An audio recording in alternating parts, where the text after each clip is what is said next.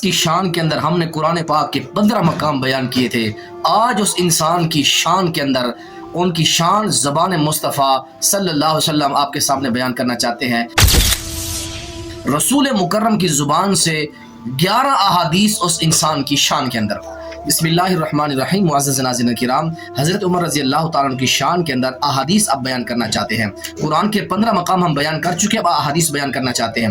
حضرت عمر رضی اللہ تعالیٰ عنہ نبی علیہ السلام کی خواہش تھے، آپ کی چاہت تھے، مراد تھے، اللہ سے مانگا آپ نے۔ حدیث ملاحظہ فرمائیں، رسول مکرم علیہ السلام اللہ تعالیٰ سے یوں دعا کرتے ہیں، اللہم اعز الاسلام بحب هذین الرجلین الیک بابی جہل او بعمر بن الخطاب۔ جامع ترمذی کے اندر یہ 368 نمبر روایت ہے۔ اللہ یہ دو آدمی ہیں، ایک ابو جہل اور ایک عمر بن خطاب۔ خاص عمر بن خطاب کو اللہ کے رسول نے مانگا اللہ سے، یہ اللہ کے نبی کی چاہت اور منشا تھی کہ اللہ مجھے عمر بن خطاب عطا فرما۔ اسی طرح پیارے پیغمبر علیہ السلام نے زندگی کے اندر حضرت عمر رضی اللہ تعالیٰ عنہ کو شہید کا لقب دے دیا تھا۔ احد پہاڑ کے اوپر کھڑے ہیں، احد پہاڑ تھر تھر کانپنے لگا تو اللہ کے نبی نے فرمایا اثبت احد فإن علیک نبی و صدیق و شہیدان۔ یہ حدیث البخاری کے اندر ہے۔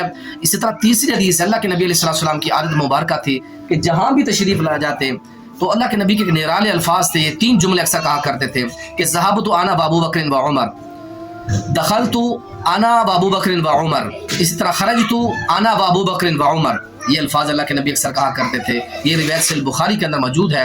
اور اسی طرح امت محمدیہ کا یہ سب سے بڑا مجتہد انسان تھا۔ اللہ کے رسول علیہ السلام نے فرمایا سابقہ امتوں کے اندر لقد کان فیما قبلکم من الامم محدثون فإن یک فی امتی احد فإنہ عمر۔ فرمایا کہ پہلی امتوں کے اندر الہامی شخص ہوتے تھے، جس طرح ہم نے قرآن کے 15 مقام بیان کیے کہ اللہ کے نبی علیہ السلام کو حضرت عمر مشورہ دیتے، اللہ قرآن بنا دیتا اس کو۔ تو حضرت عمر ایک الہامی شخص تھے، ایک خاص اللہ کا تحفہ تھے اللہ کے نبی کو جو اللہ نے عطا کیا تھا۔ اور اسی طرح 5ویں حدیث ملاحظہ فرمائے کہ ان اللہ جعل الحق علی لسانی عمر وقلبی۔ یہ دل و دماغ سے جو سوچتے ہیں سچ اور برحق سوچتے ہیں، اللہ کا الہام ہوتا ہے۔ یہ جامع ترمذی کے اندر حدیث ہے۔ اسی طرح نبی علیہ السلام کی ایک 6ٹھی حدیث ہے، پیارے پیغمبر فرماتے ہیں کہ انا نائم رأیت الناس یعرضون علیہ، میں سویا ہوا تھا، مجھ پر کچھ لوگ پیش کیے گئے تو میں نے دیکھا کہ بعض کی قمیضیں سینے تک ہیں اور بعض کی قمیضیں جو کمر تک ہیں۔ وعرض علی عمر وعلیہ قمیص یجرہ، اور مجھ پر عمر پیش کیے گئے، ان کی قمیض جو تھی اس کو وہ گھسیٹ رہے تھے۔ اتنی بڑی قمیض حضرت عمر رضی اللہ تعالیٰ عنہ نے پہنی ہوئی تھی۔ صحابہ نے پوچھا اللہ کے نبی جس سے کیا مراد ہے؟ فرمایا کہ اس سے دین مراد ہے۔ معلوم ہوا عمر فاروق رضی اللہ تعالیٰ عنہ کا دین کامل اور حد سے بھی زیادہ دین ہے۔ اللہ کے نبی نے اس چیز کی گواہی دی ہے۔ یہ صحیح درجے کی حدیث یہ صحیح درجے کی حدیث جو آپ کے سامنے پڑھی ہے جامع ترمذی کے اندر آتی ہے۔ ایک اور حدیث ملاحظہ فرمائے 7ویں، ان الشیطان لیخاف منک یا عمر، اے عمر تجھ سے شیطان ڈرتا ہے۔ اللہ، آج انسان شیطان کے دو میں لگا ہوا ہے، شیطان کے کنٹرول میں ہے، لیکن عمر وہ عظیم انسان ہے جس سے شیطان ڈرتا ہے۔ یہ اللہ کے نبی کا عظیم صحابی جس سے شیطان ڈرتا ہے۔ اے عمر جس گلی سے تو گزرتا ہے شیطان وہ گلی چھوڑ دیتا ہے۔ اتنا یہ متقی انسان جس سے شیطان بھاگتا ہے، جس سے شیطان ڈرتے ہیں، وہ عمر بن خطاب ہے رضی اللہ تعالیٰ عنہ۔ اسی طرح آپ 8ویں حدیث ملاحظہ فرمائیں، اللہ کے نبی علیہ السلام نے فرمایا لو کان بعدی نبی لکان عمر، جامع ترمذی کے اندر ہے، میرے بعد کوئی نبی ہوتا تو عمر بن خطاب ہوتا۔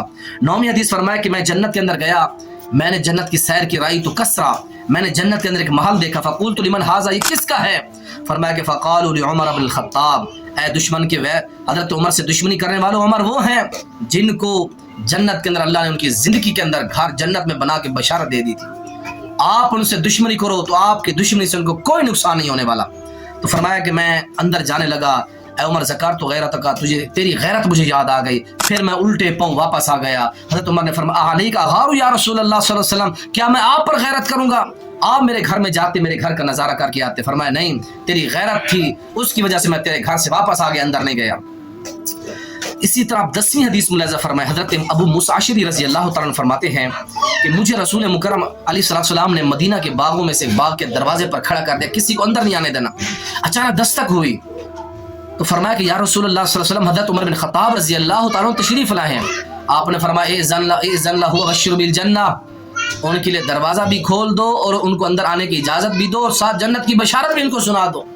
کیسی عظیم شخصیت ہے حضرت عمر بن خطاب رضی اللہ تعالیٰ عنہ۔ اسی طرح اللہ کے نبی علیہ السلام کے عظیم صحابی، اللہ کے نبی نے ان کا ہاتھ پکڑا ہوا ہے، آپ نے فرمایا اللہ کے نبی جی مجھے ہر چیز سے زیادہ آپ پیار ہے سوائے میری جان کے۔ آپ نے فرمایا ایمان مکمل نہیں ہے۔